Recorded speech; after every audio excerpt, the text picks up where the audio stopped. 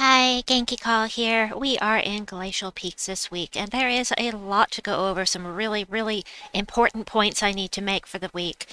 My apologies for being late with this, but I am going to get y'all up to date just as quickly as possible here.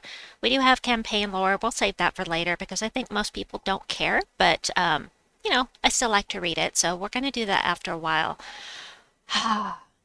Important things. Today is Tuesday, and that means we have a faction assault at Mirrored Halls. If you were planning on doing this all the way through, stop. Don't do it, because our weekend faction assault is an expanded Mirrored Halls, so might want to wait for the weekend. It's a lot more comfortable than doing this on a Tuesday. An important thing here is that there is a weapon in here that is only available during Mirrored Halls. Faction assaults, and that is the mirror orb. Now, if you are trying to get your power levels up, you need this weapon. Wait till the weekend. Do everything at once. But do get this weapon. It is available in the faction assault shop today and through the weekend, or Friday, Saturday, Sunday, when that faction assault is going. It is also available in the Soulforge, but don't buy this in the Soulforge. You can get it in the faction assault shop. Also, another thing not to get in the Soulforge is the new weapon from Invasion, because again, you can get it with your gems instead of spending your hard-earned diamonds. That is the Icebreaker. This does damage to the first two enemies, boosted by Fey allies. It's an okay weapon. I don't see anything special about it. Let's upgrade it and see if there is anything special about it. Maybe it self-enchants. I don't know. I doubt it. But let's check that out. Hold on a second here. It says I forgot to do this. Let's see. It is. Da-da-da. Where is it? There it is. I have a few I need to upgrade here. So let's get this upgraded all the way. And it does freeze the first enemy, but really nothing special about it except that you need this weapon in order to get your power level up in Glacial Peaks, and I just needed one weapon updated, and that was it. So, Glacial Peaks goes up another power level for Genki. Whee! Alright, we'll come back to the Soulforge. Just wanted to point out you should not craft either of those weapons in the Soulforge. Don't spend your diamonds, use your gems to get them. Especially since you're probably going to be spending the gems anyway, at least for the new invasion weapon. Okay, so let's do one of the important things. Go to the shop. In this area here, you'll find your Spoils of War. Get all 10 of them. I think it's Spoils of War. Goodness gracious, I don't know. The thing under resources, right here. Right here, you'll see it. I already got it because I wasn't sure I'd be able to do a video this week because I feel crappy. So I already got it, but get all 10 of those. I go over this every Monday. You have a max of 10. You get 10 event keys for glory, and you're going to want those event keys for sure, unless you have all of the things already, in which case you may still want it because you can get new legendaries with them when they release. So, head into the weekly event, and this is the important thing I was talking about, the Daughter of Time. She is unbelievably powerful, this gal. So powerful. Now, I want to point out that I have seen videos from both Tacit and Chris Purpose with new teams go for the Daughter of Time. Both used Mistralis. Honest Rob probably has also put out a video. I haven't been on the internet much, but check those out because there's some really good teams. But you're going to want this chick. You might even want more than one copy. I'm not sure about that, but create 5 hourglass gems. Those are yellow. 5 freeze gems. Those are blue. And then gain an extra turn. So you have something on the board that it can explode things. You cast with her, you cast with the splody thing, and you loop and you loop and you loop, and it doesn't matter if you're frozen, because if you get an hourglass gem, you're still going to get an extra turn, because that's what hourglass gems do. This thing is unbelievably broken. Absolutely must have this.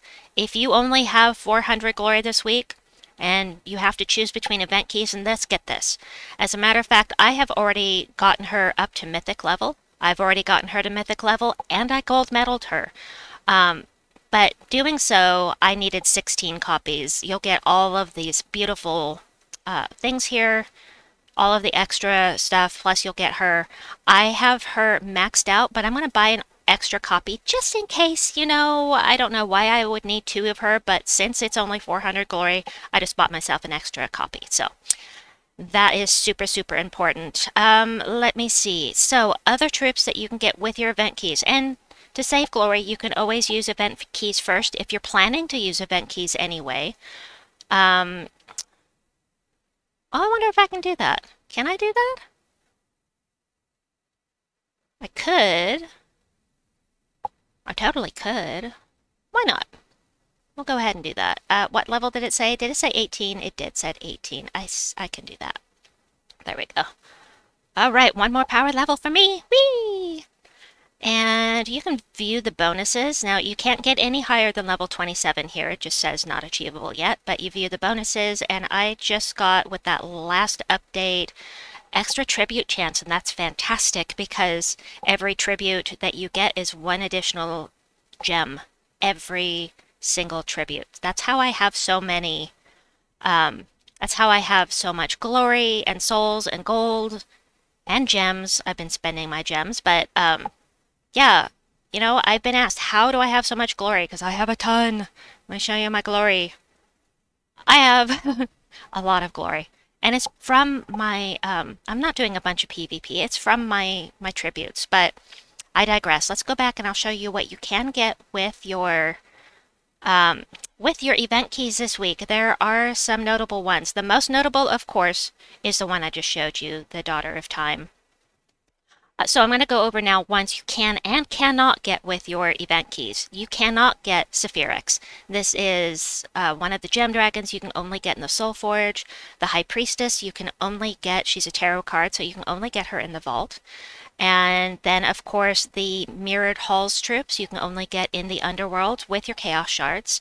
And if there's anything else, I'll point it out when we get to it. But the most notable things in here, as far as the mythics go, don't count this. This is a boss. But as far as the mythics, my favorite of these is the King of Ravens. This is a very loopy troop, very fun to use, a little slow, but good for Guild Wars. Because he creates spirit gems, and the spirit gems will drain, they're blue, and they will drain mana from your enemy. You're going to explode purple gems and spirit gems, and he does create 2 spirit gems at the start of every turn. Then does damage to the last 2 enemies boosted by spirit gems. Thing is, he can loop and loop and loop because he's exploding all of those gems. And even if they get control of the board, they've lost a bunch of their mana. So he also summons the Darkstorm at the start of battle. This thing has very good synergy with itself. So yeah, I really like this troop a lot. I think this is the first time he has been available since he released. He was a campaign mythic. As far as with event keys go, I don't remember whether he's been in the drop table or whether he's been in the Soulforge or not. But anyway. Next up is Scotty, and I think it was Chris Purpose put out a video with her. I have never been impressed with Scotty. The most notable thing about Scotty is that she is the only way to get an Ice Storm at the start of every single turn. And so she's useful for that, but I mean, she's a mythic. You know, she does freeze and mana burn the first 2 enemies, knocks them to the last position, summons Queen Mab, who is arguably the better troop, in my opinion. Mana burn, so many troops are immune to it now. Mana burn does nothing if the entire enemy team is immune to mana burn. It won't do anything. So, you know, I'm going to have to check out that video and see what Crisp has got going on because I'm just not impressed with Scotty at all. Ulor, on the other hand, can be very good for Guild Wars. I tend to go quick and dirty with my Guild Wars teams at this point. I like to use skulls and I like to bash them down as quickly as possible, but he is very good for neutralizing those book teams because typically the first 2 enemies here are going to be doing skull damage to you, so you're going to eliminate their attack, and then the book will usually be in the 3rd position and you're going to remove mana from, or not mana, but you're going to remove magic from it so it can't hurt you with the skulls or the scatter damage. Not only that, but he's going to drain mana from all mana from the 2 strongest enemies. He freezes and fairy fires a random enemy when matching blue gems. That's fantastic. That fairy fire is going to make it so that you do extra damage, an extra 50% damage from your spells. And of course, the freeze is going to keep them from getting an extra turn, unless they get a hold of an hourglass gem. New mechanics. Borealis is absolutely fantastic. I love this troop. I love this troop specifically with Zul'Goth. He is instrumental to this week's epic trials. He's going to freeze all enemies. Damage to the weakest enemy. Big deal, right? Except he does triple skull damage to those frozen enemies. He reduces damage from skulls by 65% so that if those skulls backfire, he's not likely to go down quickly. So I absolutely love this team, and I'll see if I can link in my Zul'Goth favorite Zul'Goth team. I can just show it to you right quick. Let me show you the thing. Let's see, my favorite, and I use it for leveling teams. Where is it? Sorry. Where is it? Why can't I find my own team? Zul'Goth for leveling. You can use, of course, it's safest with Elementalists. Borealis, Thrall, Zul'Goth, Wild Hunter. This was just available recently, but do even more damage with those skulls and that triple skull damage with the Hunter's Mark. It's just a fantastic team. Alright, I digress. Let's go back. Let's see, Borealis is amazing. Frostfeather is significant because he will freeze all enemies when he dies, and this is something that people like to use in Guild Wars. They stick it at the front of the team. They want it to die, so it'll freeze all of the enemies, but it does do damage to all enemies. And if there's an ice storm, it curses all enemies. I mean, it's not a really strong legendary. People generally use it for this. Queen Mab, another legendary here. Mana burns all enemies. Mana burn is going to do your magic, that's this number here, plus whatever amount of mana they have. So if they have an extra 10 mana at the time, this would do 53 damage to that enemy. So it's going to be different per enemy. Whatever mana each each enemy has will be added onto this. And if there are 13 or more gems, gain an extra turn. So, you know, running her with Scotty is great and all, unless everything is immune to mana burn, in which case she's totally useless. She won't do anything. Nah. Cernunnos, yeah, we'll go over him in the epic trial. Daughter of Ice is significant because she is an empowered mana converter. You'll see her a lot in Guild Wars. Red gems to blue, conjures an ice storm. Very good troop. Very good with Queen Mab. Really good with Queen Mab. As long as Queen Mab works at the time. This is a Siegebreaker?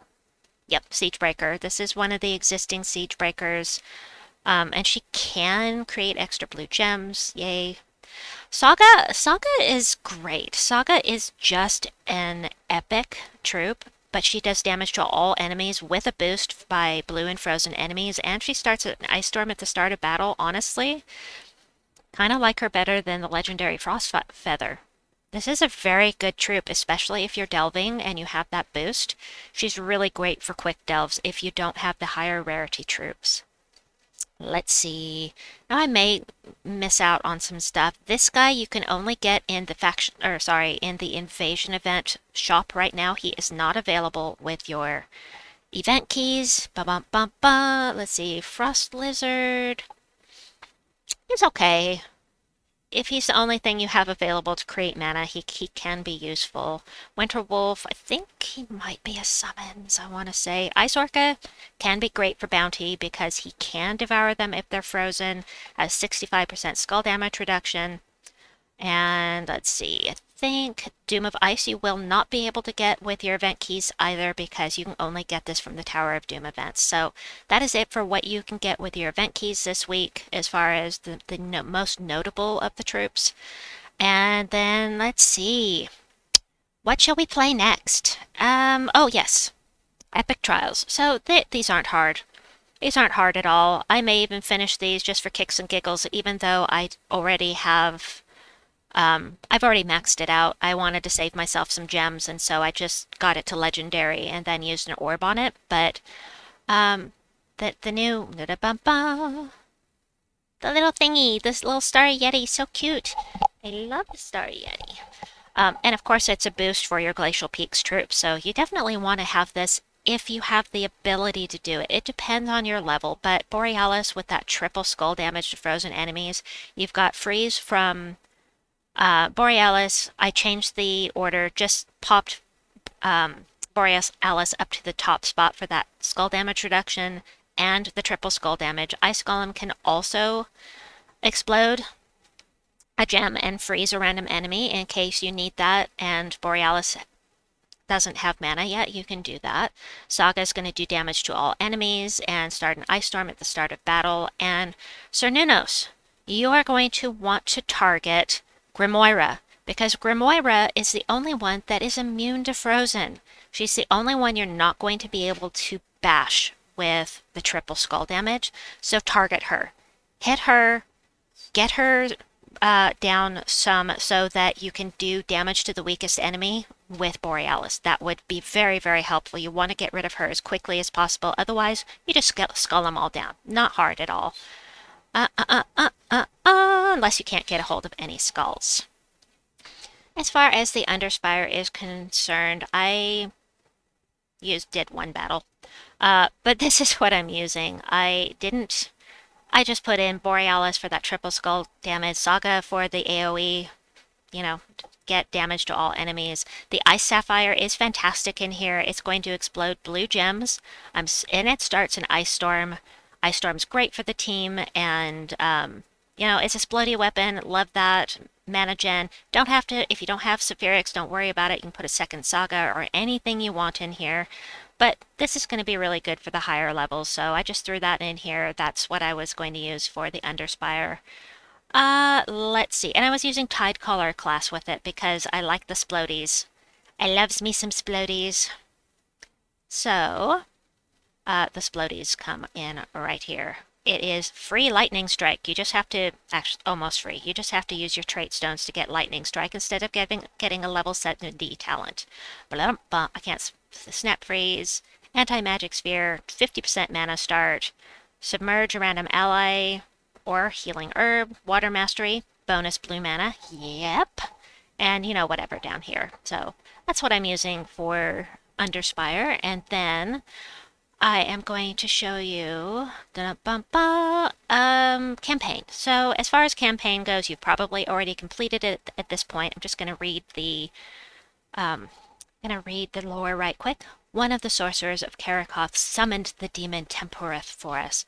Tempureth was a time demon, and he proved to be the most helpful once paid the correct amount of souls. Apparently Midnight had been cursed by a mystical being named Kronos, and the curse could be broken. Tossarian elf ears suddenly pricked up. This was supposed to be a possessive Tossarian apostrophe S. Elf ears suddenly pricked up. He knew a fae who could help us, the daughter of time. Yay. I'm so enthused. So as far as invasion goes, I'm going quick on these early levels. I mean, I finished out all of the levels. I have admittedly, I have high stats, but I was able to get all the way up here to stage 8 just using this team. Obsidian Libram, it summons, it explodes random gems, it self-enchants. It's fantastic. I love this weapon so much. So I'm using the Obsidian Libram, Bestial Fae up front for skull damage against those naughty towers, and then Foxfire King just for quickly. Right now, I just have to cast this 2 times and the whole enemy team dies, because it's not 50, it's more like 62, I think? Let's see. Funny how that works out. 58. Alright, 58. So, and of course, if something naughty shows up, we'll just do that. And, yeah, am I going to have to change this out at some point? Yeah, I'm sure I will. I'll need to put in more of these or another one of the siege breakers. But for now, I just cast this. I cast this again. And everything dies. So, that's what I've been using.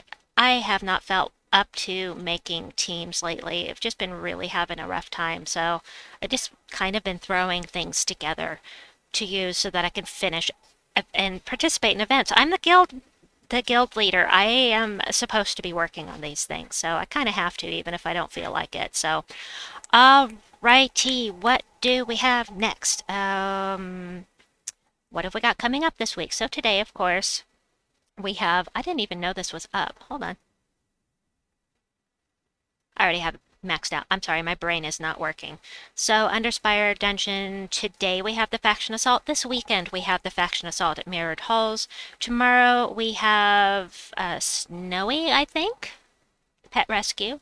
On Thursday we have Frost Mage Class Trial. It's very good. It's a very good, class. It's just overshadowed by everything is overshadowed by elementalists pretty much, but it's a very good one for freezing the enemy. And then, of course, as I said, this weekend we have Mirrored Halls. So I think that's about it. Let's see. Hold on. The events. So the last thing I have here for you is Fae get plus 10% to their skills this week, and beasts as well. So a beast Fae will get plus 20%, and if you take Daughter of Time into PvP or Explore, you'll get an extra 400 gold per battle. Yay, gold. We love gold. So I think that's everything. No, one more thing.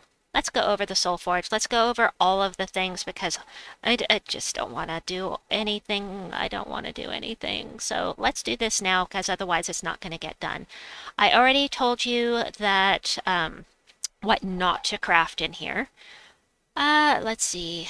Is there anything interesting in here? Just double check this. I want to call these gems jewels. They're jewels. We'll call them jewels. Yes. Lamashtu is significant because she's an empowered mana converter, yellow to purple. If you don't have her and you need her for Guild Wars, might be worth throwing some red jewels at it. Then let's check these others. Apophysis also empowered and good for Guild Wars. Start battles with full mana, convert green gems to skulls, and give some extra life to the first ally. You know, if you need them, if you have a team you want to use them for Guild Wars, otherwise, you know, I pretty much don't recommend spending your jewels on this stuff because you'll need them for other things, but that is entirely up to you. So as far as the legendaries go, Carnex is great. Create 5 skulls and explode 10 skulls and gain armor. That is significant because he adds 25% of his armor to skull damage. He has a little bit of skull damage reduction, not a great amount, but you start with Mechanist class and it's only half this, so it'll be like 8 mana instead of 15, and he's got a high mana cost, but once he starts exploding things, he can be very nice if you don't have other options. Kerberos, I like Kerberos. I never use it, but it does have a 40% chance to devour, and if you're fighting him, that is very nerve-wracking for sure. He does damage to an enemy, 40% chance to devour, and he is a necromancer as well. And then we've got Uvashka. Oh, I love Uvashka. Uvashka is so fun to use. Convert all purple gems to Doom Skulls. This can be really, really fun with the King of Ravens. Ooh, so fun. Purple gems to Doom Skulls, and he can summon if he needs to, and 25% chance. Independent 25% chances to inflict curse or death mark on a random enemy when matching 4+ gems. So he can be a bear to fight that random death mark. Funny how often it takes effect when it's the enemy controlling the team. I am very surprised to see 2 mythics from Bright Forest here. That is unusual. But Suna and Vernalis are both from Bright Forest. We'll get back to that in a second. Oh, Aborith, he's seems like I just went over him recently. We were just in Karakoth. I just went over him recently. Anyway. Oh, and Kurandara is available, and that's funny. That's funny. This guy... This is not Enraged Kurandara, this is Standard Kurandara. So he's going to do damage to an enemy boosted by Doom Skulls, and then he's going to convert yellow gems to Doom Skulls and conjure a Doom Storm. He has a 50% chance to curse all enemies when matching 4+ gems. The difference between him and Enraged Kurandara is, of course, the mana cost, but also He's impervious, not invulnerable. So Enraged Kurandara is completely immune. This guy is immune unless you curse him, and then you can do any status effect you want on him. And Enraged Kurandara has a 50% chance to curse all enemies at the start of every turn. So that's the difference. Worth having for the power levels at Urskaya, but again, this is just information for you. You decide how you'd want to spend your diamonds. It is up to you, of course. Suna is for the long game. She's going to steal life from the 2 weakest enemies, and that's true damage, of course, and add it onto her own. And then she's going to steal 8 magic from the 2 strongest enemies, which means she's getting plus 16 magic every time she casts. And so this number goes up and up and up every time you cast her. So if you have her on a loopy team, she's fantastic. If you have her on a team that's going to take a long time to finish, she's fantastic. But she is not a quick mythic to use. She is very good, especially with the fairy fandom. Fairy fire every time you match red gems. Fairy fire is, of course, amazing because you do an extra 50% damage, which means say this was 50 life, you'd actually be stealing 75 life if they are fairy fired. So very, very nice. Next up is Vernalis, also from Bright Forest, as I mentioned. Give attack to the first 2 allies and give life to the 2 weakest allies. He's the opposite of Ulor. So instead of doing negative things to the enemy team, he's doing positive things to your team. And again, we've got Entangle and Fairy Fire, a random enemy when matching green gems. The Entangle is going to be great with something like Tannenbaum, who does triple skull damage with entangled enemies. It's an option if you happen to have it. Would I craft it? I would not unless I needed it for my power level. I would probably go for Suna first, but that's just me. So the last mythic we have available here is Ares, and Ares is okay. It has a wide range of damage, and if the enemy dies, you explode 8 gems, making him good to run at the front of the team because he's going to do double skull damage versus stunned enemies. I like to run him with Obsidian, who stuns all enemies on every match 4, or Elementalist, anything that will stun. He's got that 50% skull damage reduction, but if he actually kills them, he's great because he's going to explode a bunch of things, get more mana for the team. It's fantastic. But if he doesn't actually kill them because you didn't hit the range high enough, it's a little frustrating. But I do like the troop and I will use him occasionally, but for the most part, I don't use him. As far as weapons, this is the first time the Sword of Ice has been available to people that started the game a long time ago. This was added in for the new players to choose from, and if you didn't choose this one, then this is the first time it's been available to them as well. This is one of the cheap ones. Damage to an enemy, create 7 blue gems. I must craft all weapons because I don't ever want to get weapon blocked. So we're going to grab that, and then we've got another cheap one here. This is going to do damage to an enemy, double damage if there's an ice storm, plus it creates an ice storm every time you cast. And then we have the Glacial Crystal. Glacial Crystal does damage to an enemy boosted by Glacial Peak allies. Create a mix of 6 blue and purple gems for each Glacial Peak ally. Really good colors for Glacial Peaks. It doesn't use any of those colors, but it's okay. This is one of the doomed weapons. I already have it. I might have passed on it, except I have to have all of the things because I don't want to get weapon blocked, but it gives life to all allies. You can see I haven't tempered it even once because I don't want to spend the yellow deeds on it. But mana, blah, blah, blah, blah, blah. Mirror Orb. As I said, this is available today only and this weekend during the Faction Assault for the weekend. Don't spend your diamonds, spend your gems would be better. My recommendation, another 75 gem cheapo. This one removes all blue gems, does damage to an enemy, boosted by 8 gems removed. If the enemies from Glacial Peaks or the battle, blah, blah, blah, deal double damage. but it self-enchants, and that is significant. So that is super helpful for a low rarity one. If you don't have all the special things, it's really nice that it self-enchants. Arboreal Crystal is absolutely recommended. This is actually Arboreal Crystal and Ice Sapphire. I love my Ice Sapphire on my Piscea team, especially. Fantastic weapon. But Arboreal Crystal is significant for two reasons. First, more than two reasons. It's going to create a leaf storm every time you cast. It's going to entangle the first enemy every time you cast. And it's going to explode a bunch of green gems. Leaf storm, green gems. And it's going to give a random status effect to all elemental allies. And now that we have an elemental class, this is extremely powerful. But I do love my Ice Sapphire as well, because although this is for Glacial Peaks, it's the colors that it uses and the color that it explodes that really interested me. It creates an ice storm as well. It freezes the first enemy. It explodes those blue gems. It's just, love this thing. I love it, love it, love it with my Piscea team. And I can go ahead and show you the Piscea team in a minute here. But first, let's just make sure everything else. Da-da-da-bum. This is the last thing that is available in the Soulforge. No. Yes. Yeah. This one is in the event for Invasion, as I mentioned. Raven Scepter, sorry. Create 6 red gems. Convert all red gems to spirit gems. This was a weapon from the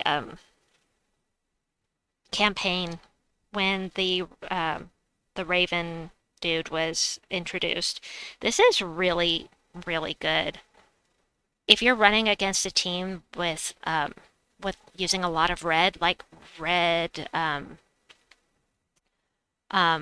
something, you're fighting something in Guild Wars, you can take all of the red gems and turn them blue.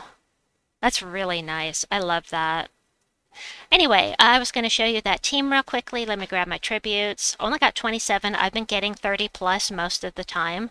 And you can see I get a bunch of glory and other things here as well. But I was going to show you that team with Piscea. I love this team. So this is a bit of a longer video. I'm not going to show the Zolgoth team. I'm going to link that in here at the end. But let's choose a kingdom. Nexus will be fine. And we're going to use Piscea on difficulty 12. I love my Piscea team. It's so fun. It uses the Ice Sapphire. You don't want to use a weapon like Arboreal Crystal that creates a leaf storm, because Piscea is going to take all of the green gems off the board. So we blow this up. I've already got this filled up, even though I didn't have a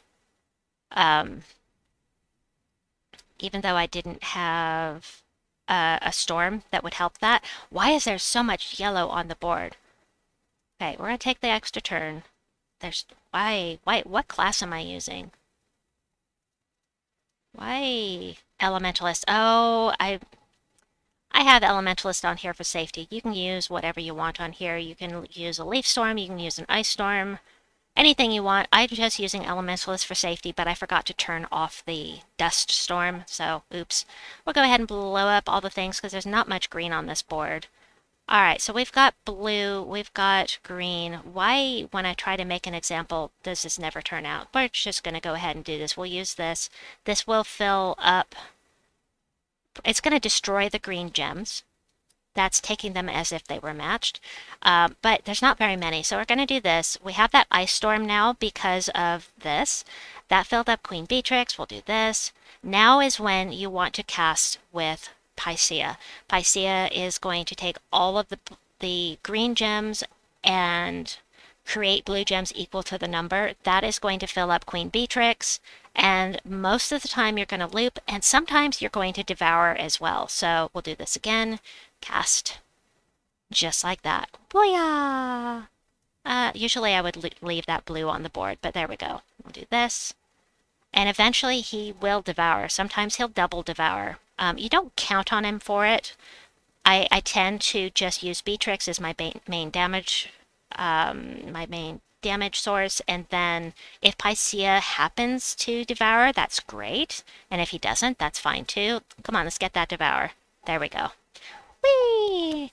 So I will have some team codes for you in the description box below. I hope that you enjoyed this video. My apologies again for the lateness.